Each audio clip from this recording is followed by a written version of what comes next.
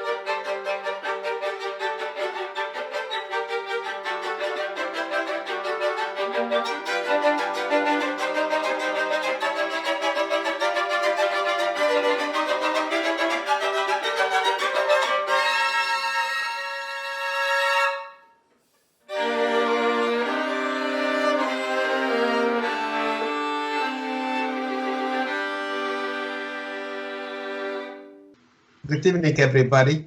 My name is Sammy Steigman. I am very honored to be here tonight, virtually, especially that, yesterday we commemorated the International Holocaust Remembrance Day, the day when the most infamous death camp, Auschwitz-Birkenau, was liberated by the Red Army. I also want to thank Ludmila Prakhina for doing something that very few other people do. Most of the people know about Hitler, and they believe that he was the biggest murderer. That is not true. As a matter of fact, there was somebody that was a bigger one, and that was Joseph Vissarionovich Stalin. Hitler, and obviously the Nazis with their collaborators, they murdered 11 million people. But these were foreigners. Stalin, on the other hand, murdered between 20 and 30 million of his own people. We are talking right now, which is very important, about World War II, genocide, and Holocaust. There is a difference, a very, very distinct difference between genocide and Holocaust. Genocide is made out of two words, geno, which means group, side means murder. But that is the murder of a group of people. Holocaust, on the other hand, is the annihilation of a group of people. So I want to make sure that when people use the word Holocaust, they refer, to what happened to the Jewish people during World War II. The Holocaust is not happening today. There is no ethnic group slated to be completely annihilated from the face of the earth. Genocide, on the other hand, is happening today. Also, which is very important to understand, is that genocide, Holocaust, all the tragedies in the world can be summarized with one word, and that is bullying. You can bully a person, you can bully a group of people. And we have to make sure, especially the young people, the next generation, we have to make sure that this will not happen not only to the Jewish people, but to anybody else. Let me tell you something about myself. I belong to two generations. I'm a Holocaust survivor, but I'm also a child of Holocaust survivors. My parents and I were deported by the Romanians to a labor camp in Ukraine. I personally was very young, year and a half. I have no memories of that period of time. And at the same time, the Holocaust survivors until 1961, when they had the Eichmann trial in Israel, they did not want to burden the children with those horror stories. They wanted to be, for us, the children to grow up a normal life. And I started to speak for the first time, in 2008, at age 68. Now, what I also want to stress, that I live in Manhattan, and I live solo. So for practical purposes, I was in house arrest for 9 months. But throughout my life, I always had a positive outlook in life. And that sustained me even during this period of time with the deadly virus COVID-19. However, very few people know that there is a virus much more dangerous than COVID-19. And that is the virus of bullying, bigotry, anti-Semitism, hatred, and ideology. They have always been there. We cannot be eradicated. The only thing that we can do, okay, is to educate ourselves. And people like, for instance, Ludmila, myself, okay, what we do is we educate the young people to know what happened, to make sure that it will not happen again to anybody else. And as horrific as the Holocaust was, we also have to remember, because it's very seldom talked about it, is about the Stalinist regime. I remember, I grew up in Romania, and I remember in 1953, when Stalin died, he was considered the father of the world. And on the streets, people were crying. The father of the world died. Only Khrushchev later on came in and told the story who Stalin really was. So I wanted to remember, and I want to thank, okay, the Ludmila and her foundation for bringing this particular to light. In short, I don't want to keep you too long, but I just want to say that I'm truly honored. I want to thank you for listening to me and enjoy the rest of the program. Again, I'm wishing you also a happy, a healthy, a successful year, and hopefully shortly we will return to a new normal life.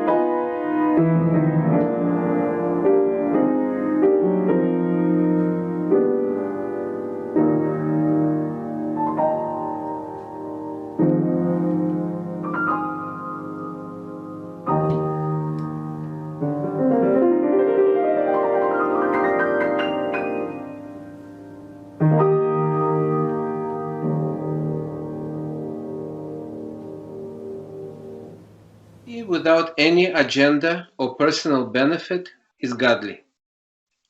Unity for the sake of coexistence in peace with mutual respect and dignity, affording all other peoples a basic right to exist and prosper under the sun is godly. Unity with a particular agenda is not godly and leads to separation and opposition of one group against the other. In order to unite people around an agenda, fear, misinformation, and distortion of facts must be introduced. This allows leaders seeking a particular agenda to manipulate the minds and leads masses to actions which are ungodly. This has happened all throughout the history of mankind, ever since the beginning.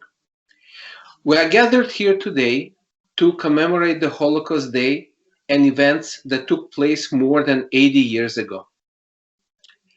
We want to believe that such atrocities and horrors can never be repeated again, but sadly, in some form or shape, they're happening right now as we stand here today. We do not have to go to 1939. Here we are in 2021, and we have Houthis and Tutsis in Africa. We have Shia and Sunni Muslims.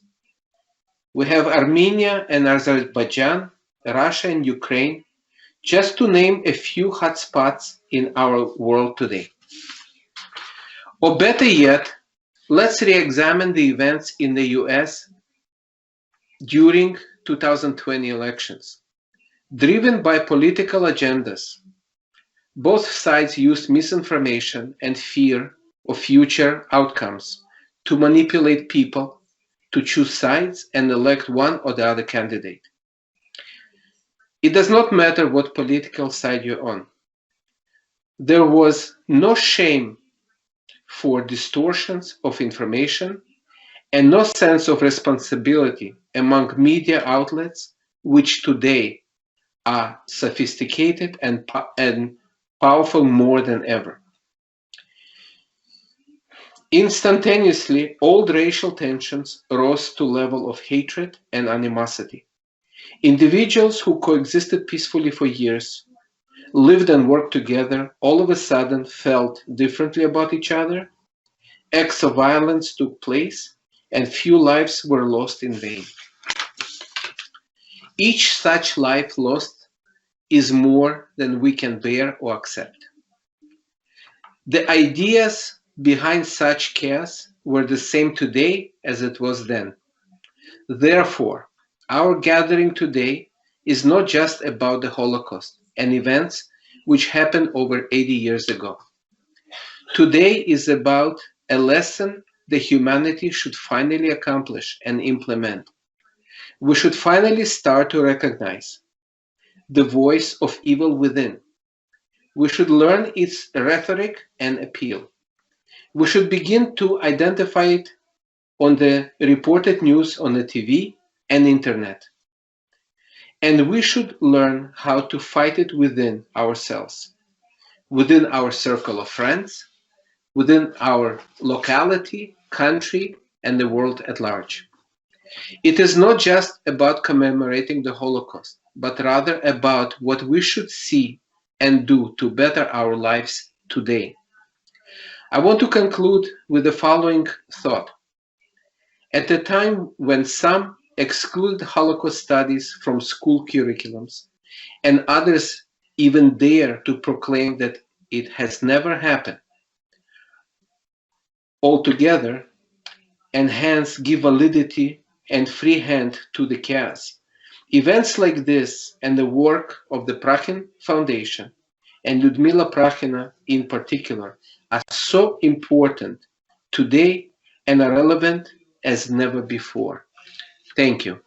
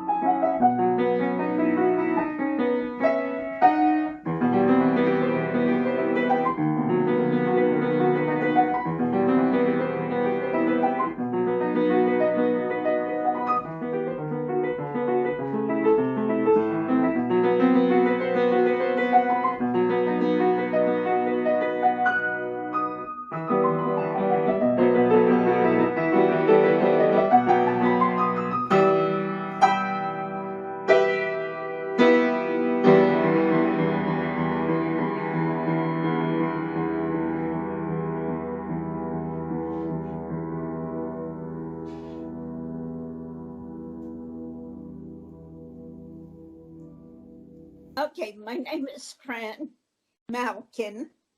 I was born in Sokol, Poland in 1938. We were on the Russian border. Sokol is now in the Ukraine. In 1939, my mother told me that the Soviet Union had split Poland between the Soviet Union and Germany. We were in the Russian sector. My mother had a confectionery store.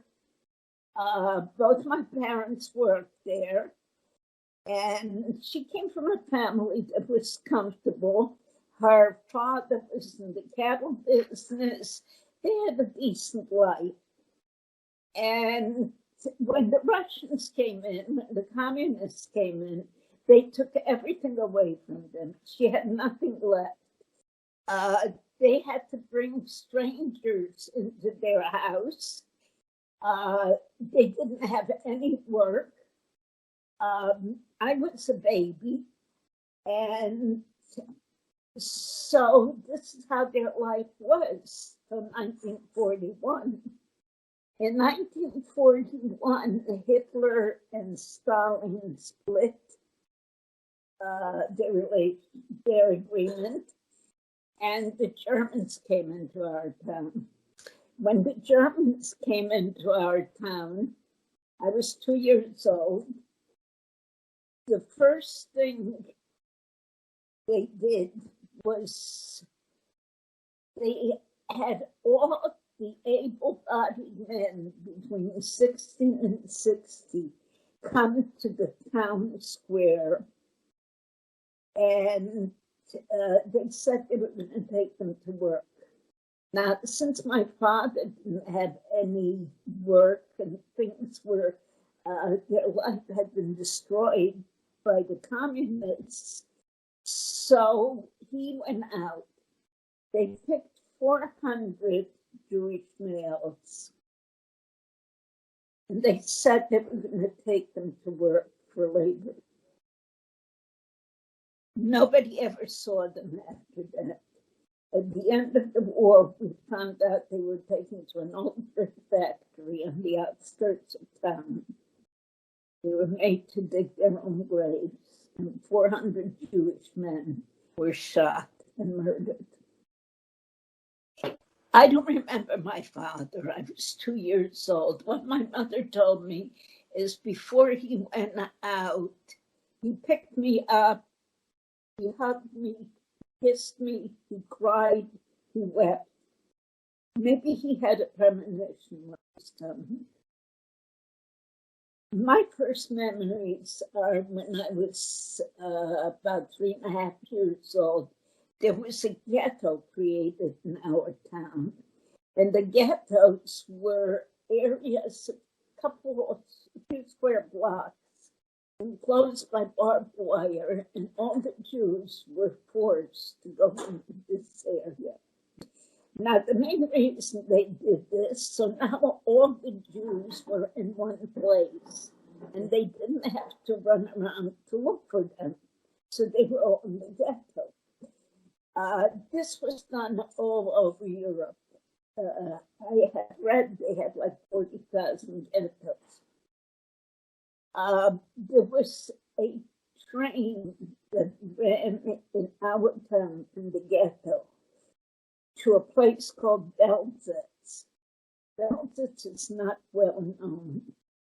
It was a death camp. Everybody who arrived in Belzec was gassed. Anyway, nobody escaped Belzec.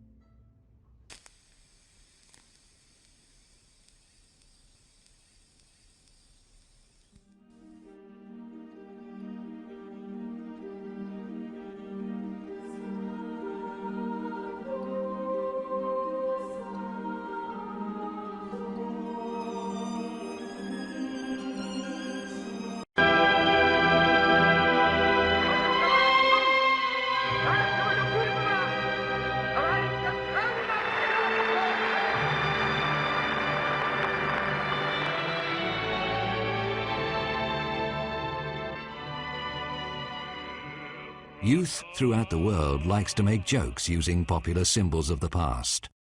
While the Nazi swastika is considered to be a bad joke, Soviet symbols are not.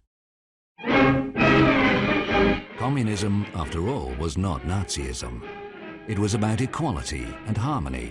There was nothing wrong with the idea itself. Well, actually, there was. There was something which made it different from the other utopias. Lenin believed in what he called the war of classes, which meant that the ultimate harmony can only be reached after certain groups of people are killed. Initially, when communists come to power, and that doesn't matter where, let it be in Russia, in Poland, in Cuba, in Nicaragua, it doesn't matter, in China, initially they destroy about 10% of population, and that's very specific. This is used not just to kill enemies, they're not enemies, it's to restructure the fabric of society. It's a social engineering. Top intellectuals, best workers, best engineers, they would kill them all. And then they will try to restructure the new society. Hang at least 100 kulaks, execute the hostages, do it in such a way that people for hundreds of miles around will see and tremble. Lenin. In 1917, the communists seized power. Lenin now had a chance to apply Marxism, particularly in the ethnic republics, where communist terror was entwined with national oppression, as it was in Ukraine. On September the 11th, 1932, Stalin wrote to his associate, Kaganovich, "The situation in Ukraine is very bad. If we don't take steps now, we may lose Ukraine." Several meetings of Stalin's inner circle resulted in a plan of action. It was an horrific... Cordon was created so that nobody could leave. Initially, people didn't die. Leftover supplies of grain and vegetables kept them alive. But this was not part of Stalin's plan. Away their gold, melt it down, and deposit the bars in Swiss banks. We don't know what communists did with the gold confiscated from these people, and was there any gold? What we do know is what communists did with the grain taken from them. It was exported to the West. Millions upon millions of tons. Despite the famine, the export of Ukrainian grain was increased to the maximum level. The Western media reported both on the scale and character of the famine genocide. Ukrainians were being exterminated in front of the whole world to death in the space of 1 year. Mankind has never seen a more efficient extermination program than the one in Ukraine during the winter of 1932 and 33.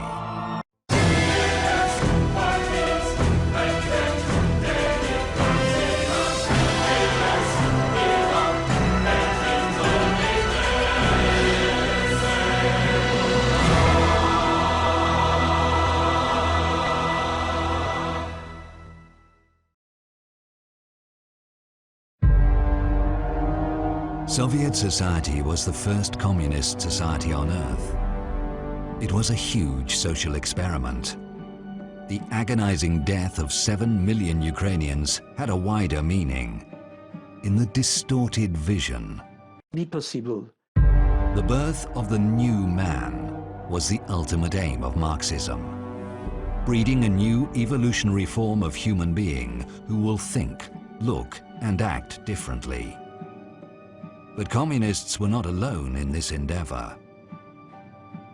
Wir müssen einen neuen Menschen erziehen und zu einer neuen Lebensform zu führen.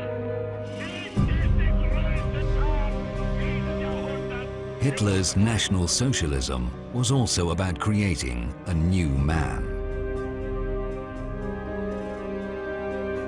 In both systems, you have an ideology which advocated racial extermination. I can't find anything earlier, so I presume it starts with them. The teachings of Marx and Engels were carefully studied by Lenin, the man who established the first Marxist country on earth. 1 year after Lenin's death in 1924, the New York Times published a small article, which at the time went almost unnoticed. It was about some newly established party in Germany. The National Socialist Labour Party, of which Adolf Hitler is patron and father, persists in believing that Lenin and Hitler can be compared. Who's speaking? A certain Dr. Goebbels. On the speaker's assertion that Lenin was the greatest man, second only to Hitler, and that the difference between communism and the Hitler faith was very slight, a faction war opened with whizzing beer glasses. Amazing. The future Nazi propaganda minister Goebbels was openly declaring that the difference between Lenin's communism and the Hitler faith was very slight. As we read, it didn't go down well with potential voters, so the Nazis changed their tactics.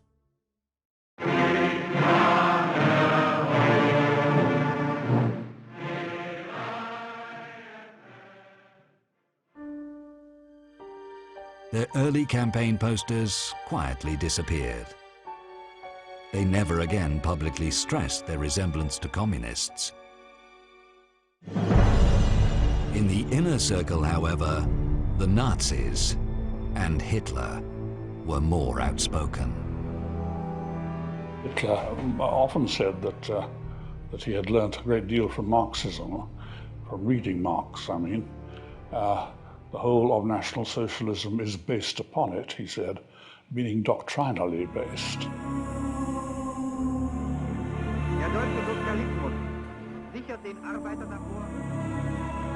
People keep forgetting that Nazi regime in Germany was also socialist.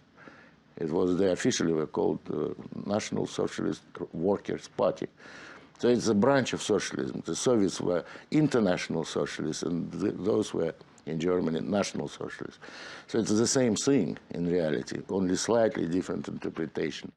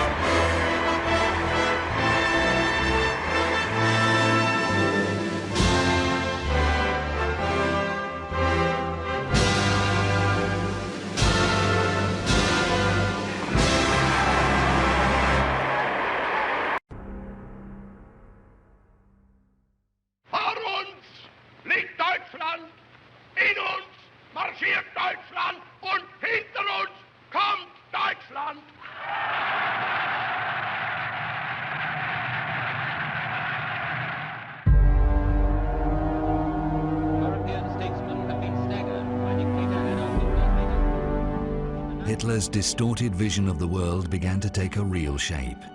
He annexed Austria, occupied Czechoslovakia. It became clear to everyone, to avoid a global catastrophe, Hitler had to be stopped. But Stalin refused to join.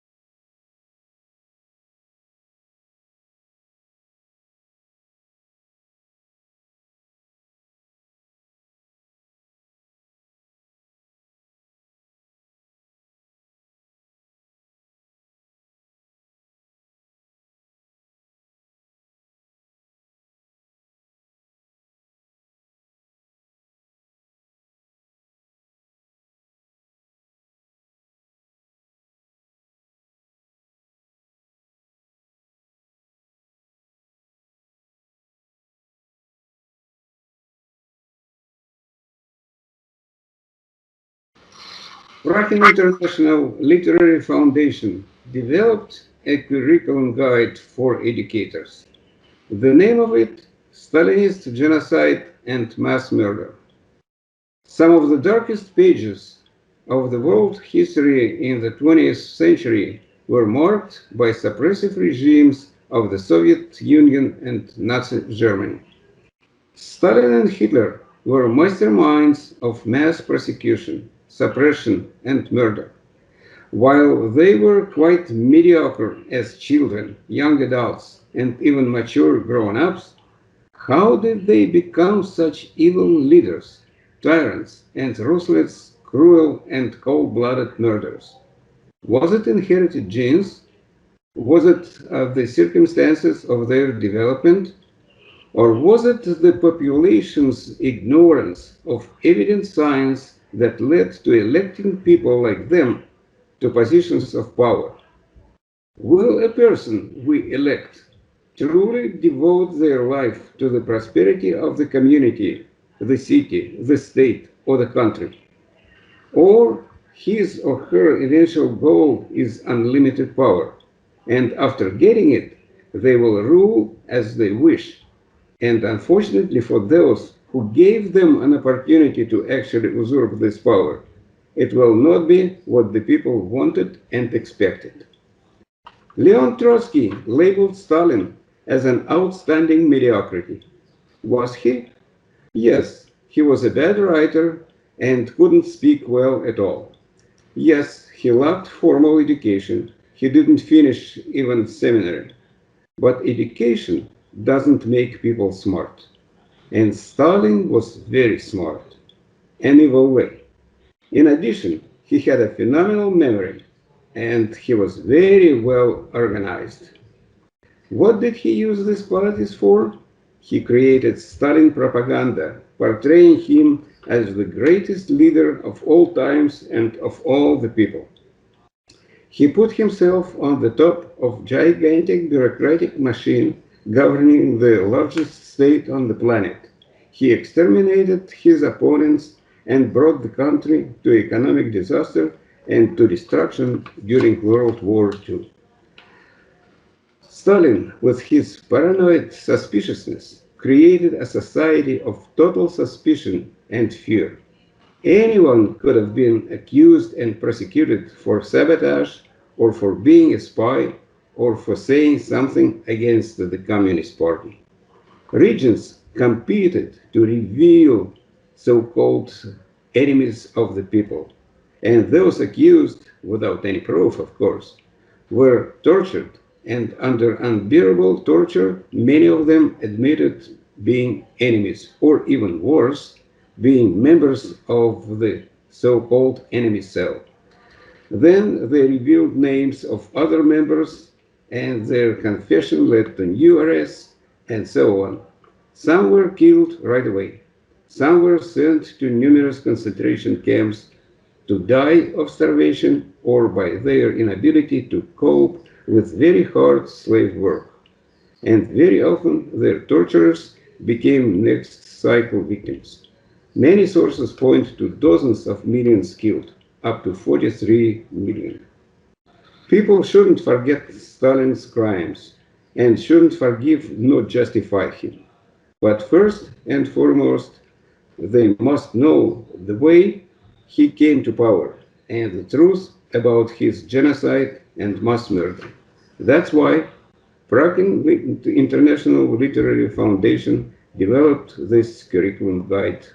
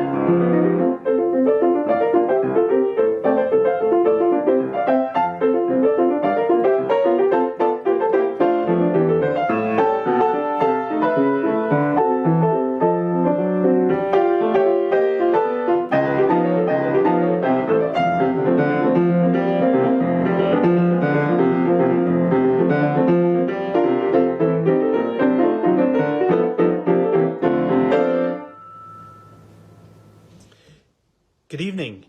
Thank you for letting me be part of the 14th annual program. This is Mayor Kurt Peluso from the Borough of Fairlawn. It's an honor to be here tonight, and I'm sorry we can't all be together in person. But especially during these times, it is extremely important to continue to remember and learn about the Holocaust and genocides that our world have constantly faced. I want to thank everyone who put this program together tonight, and hopefully I'll see everyone at the 15th annual ceremony next year. Thank you, and have a great evening. Holocaust survivor Elie Wiesel once said, "For the dead and the living, we must bear witness." Now more than ever, it is a far greater challenge to uphold the distant memories of those who perished in the Holocaust, as the amount of survivors in the world are slowly declining in numbers, and the truth about this genocide grows more distorted with lies spread by the media. In order to preserve the memories and lessons they learned through their hardships, we must turn towards the younger generations and remind them of the importance of passing on this knowledge of history in order to avoid repeating the same mistakes ever again. I remember distinctly sitting in my history class in 9th grade, absorbing the inconceivable truth of the Holocaust and Stalinist repression.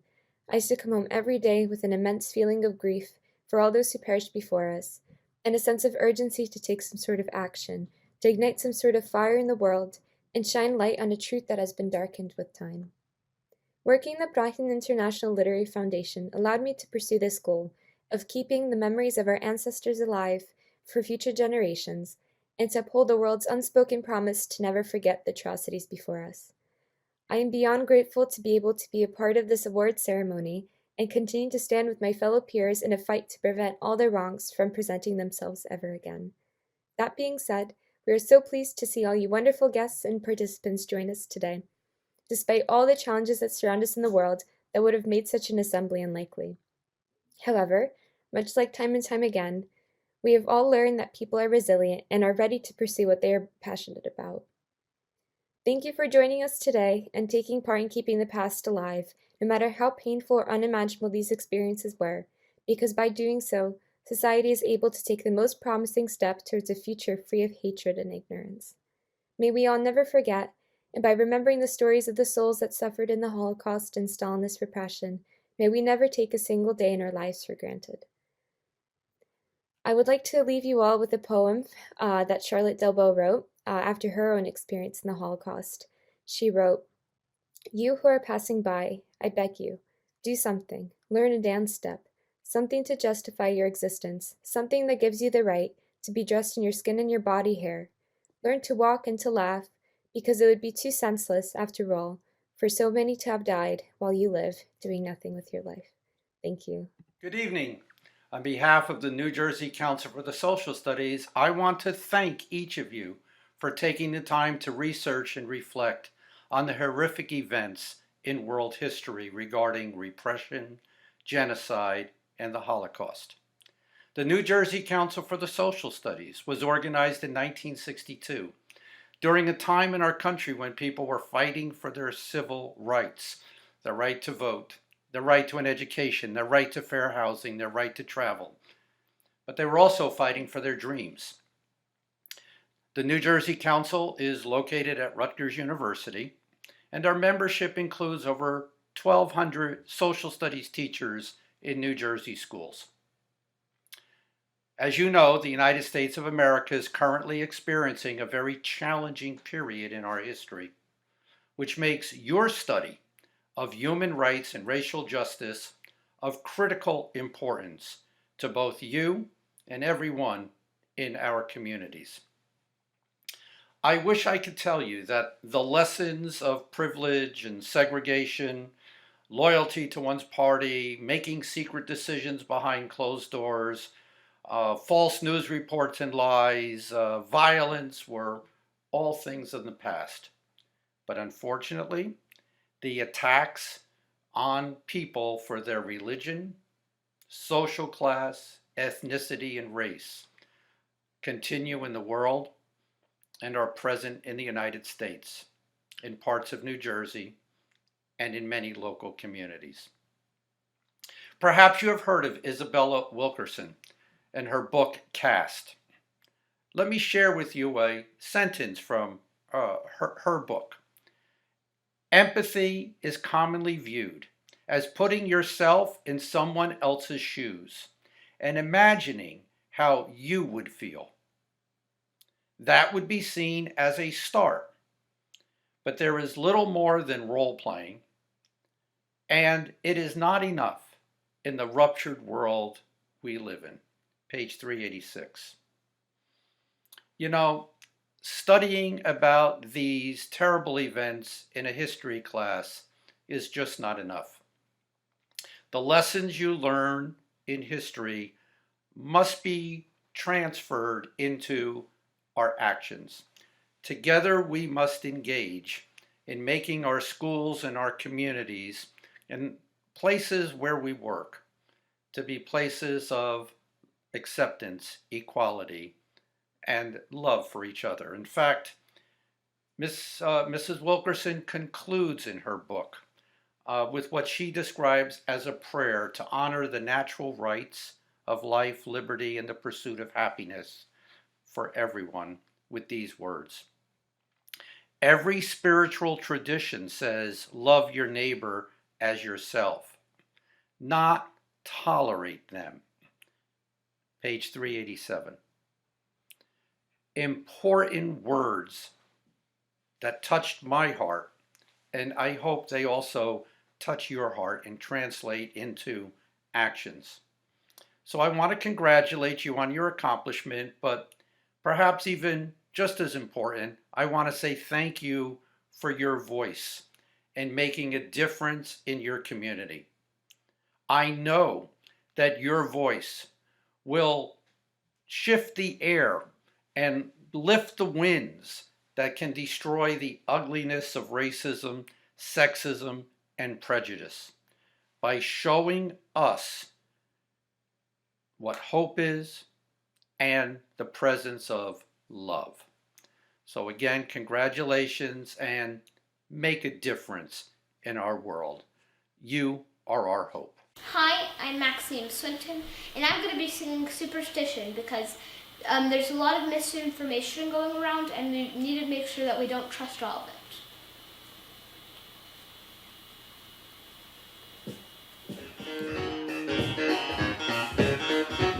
Very superstitious,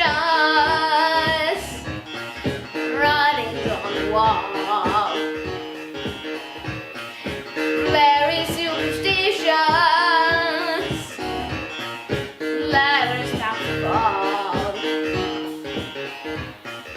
13-month-old baby broke the looking glass. 7 years of bad luck. Good things in the West. When you believe in things that you don't understand, then you suffer. Superstition ain't the way. Hey.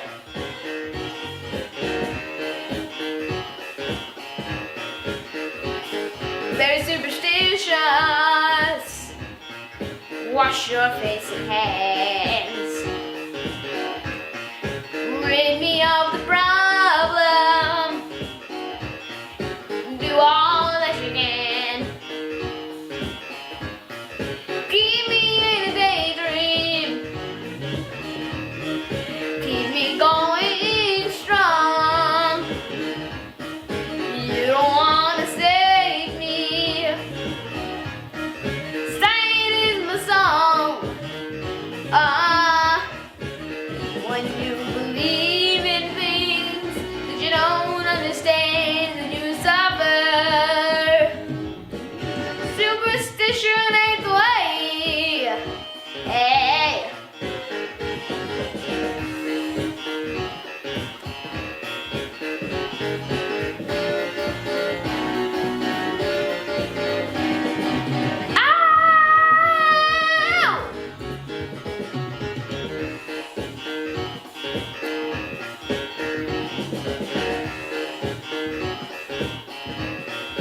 Very superstitious,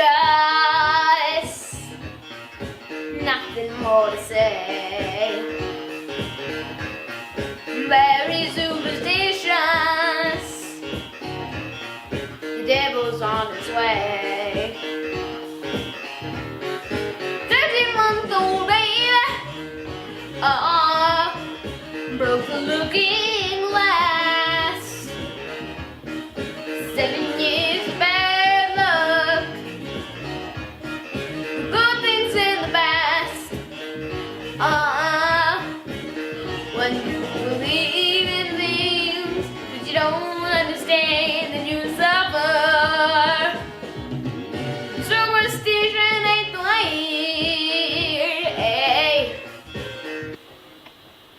Thank you. The poem titled Separation, about a child being affected by the Holocaust. Mother and I were together in a line. We reached a fork. Separate ways we must go. She looked at me and said it would be fine. With the tears in her eyes, I should have known. My mother since that day has been gone. I'm like so many others trying to move on. Millions of loved ones have been lost. Many lives changed for the worst. I find a hate for the ones who caused this. I want it to end. I mean all of it. The smell of the burning gas makes my heart quiver. The thought of joining them makes me shiver.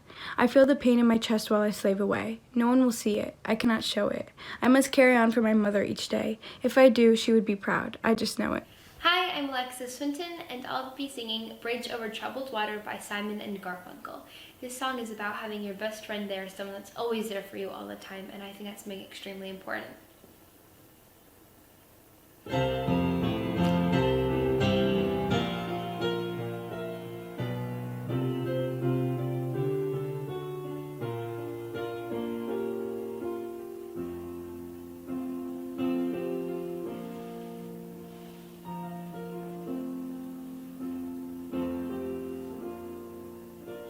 When you're weary, feeling small, when tears are in your eyes, I will dry them all. I'm on your side.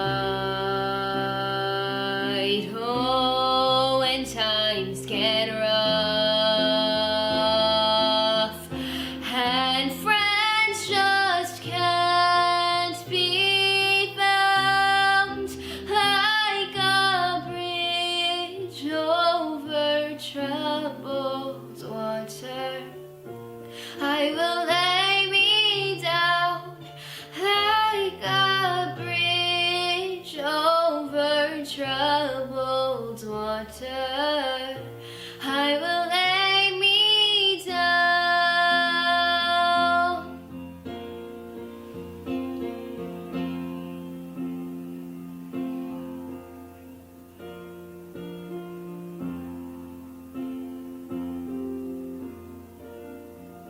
When you're down and out, when you're on the street,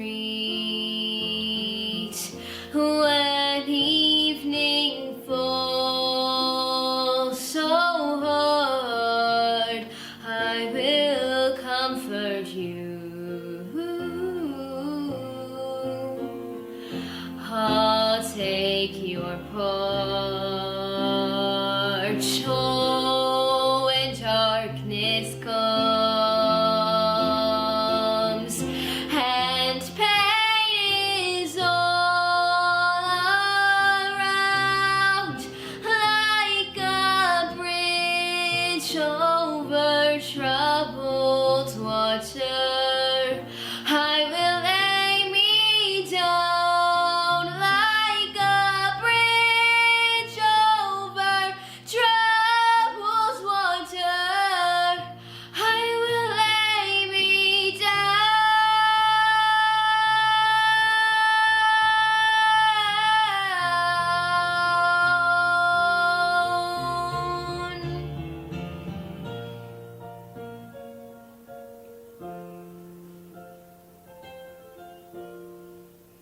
Thank you so much. Hi, my name is Rebecca Finkel, and I wrote the poem I Am Just a Jewish Girl, and I'll read that now. I am just a Jewish girl. I do not have a horn. That's not the way I was born. I am just a Jewish girl. I am not obsessed with money. I don't know why people find that funny. I am just a Jewish girl. I wear a Jewish star around my neck, and people want to keep me in check. I am just a Jewish girl. I don't want blood. I just want to be loved. I am just a Jewish girl. Thank you. I'm Ava Swinton. In remembrance of the Holocaust, I will be singing One More Light by Linkin Park. This song reminds us that every single lost life is an important one, and we need to remember it by telling their stories. Should have stayed where the signs I ignored.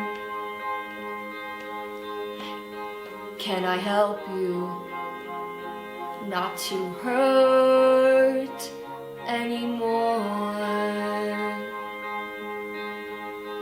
We saw brilliance when the world was asleep. There are things that we can't have, but can't keep. If they say, who cares if one more light goes out in the sky of a million stars? It flickers, flickers. Who cares when someone's time runs out? If a moment is all we are, or quicker, quicker. Who cares if one more light goes out? Well, I do. The reminders pull the floor from your feet. In the kitchen, one more chair than you need. Oh, and you're angry, and you should be. It's not fair. Just 'cause you can't see it doesn't mean it isn't there. If they say, who cares when one more light goes out in the sky of a million stars? It flickers, flickers. Who cares when someone's time runs out? If a moment is all we are, or quicker, quicker. Who cares when one more light goes out? Well, I do. Well, I do.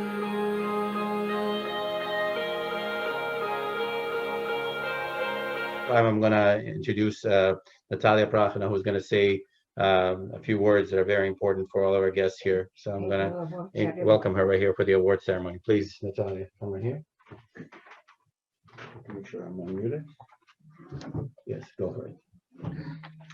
Good evening, dear guests.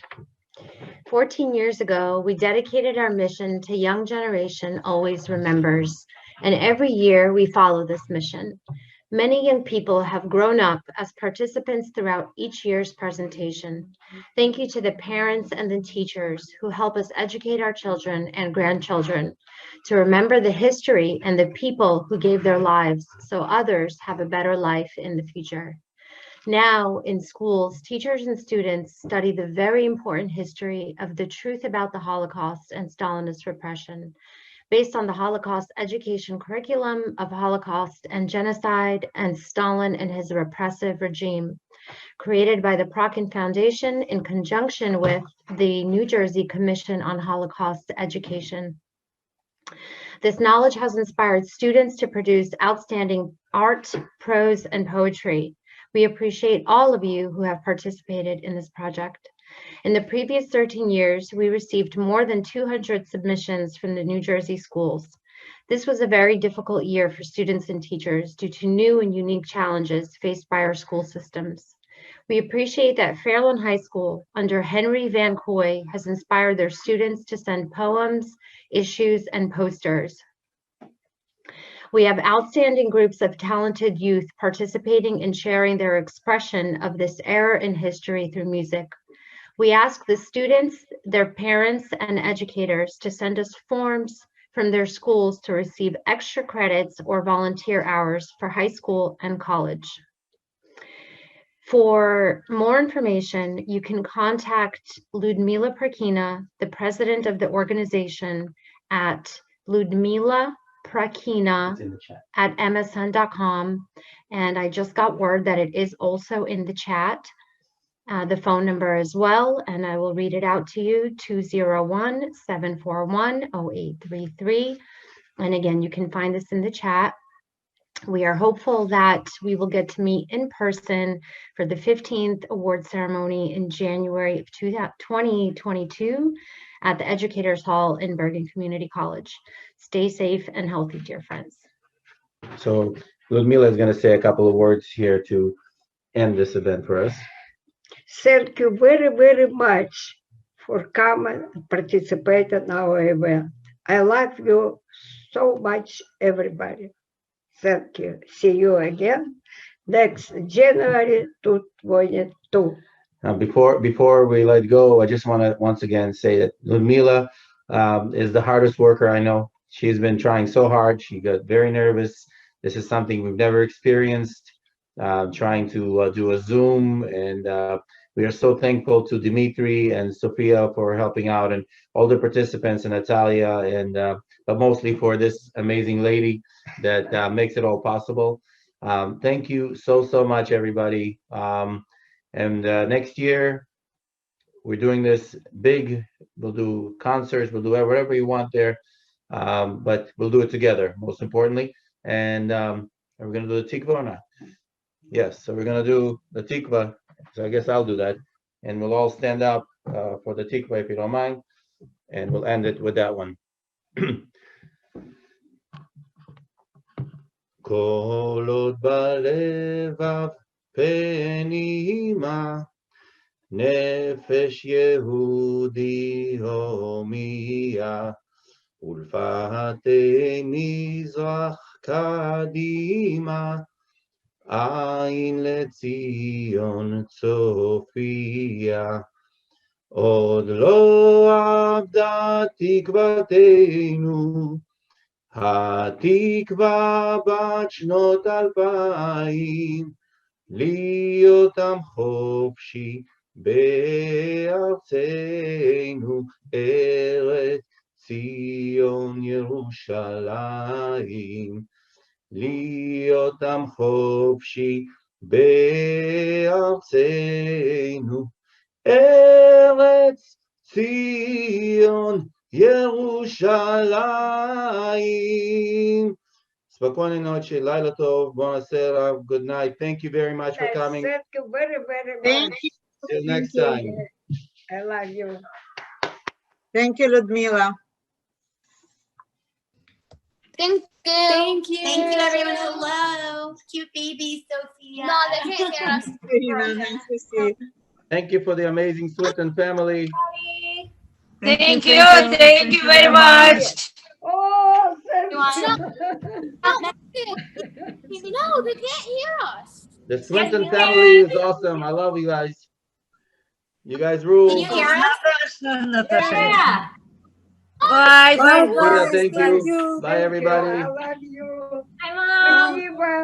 Hi, Milcha. Bye. Good job. Bye. Good job. Bye. Mila, good job. Good job, guys. Thank you. Congratulations. Love It was you. challenging, but you did it. Love you. Love you. Bye, guys. Bye. Miss you all. Hi, Sviata. This is the breakout room now. Yeah. Yeah. Recorded, so you can feel free. Bye. All right. Bye, everybody. Bye, everyone.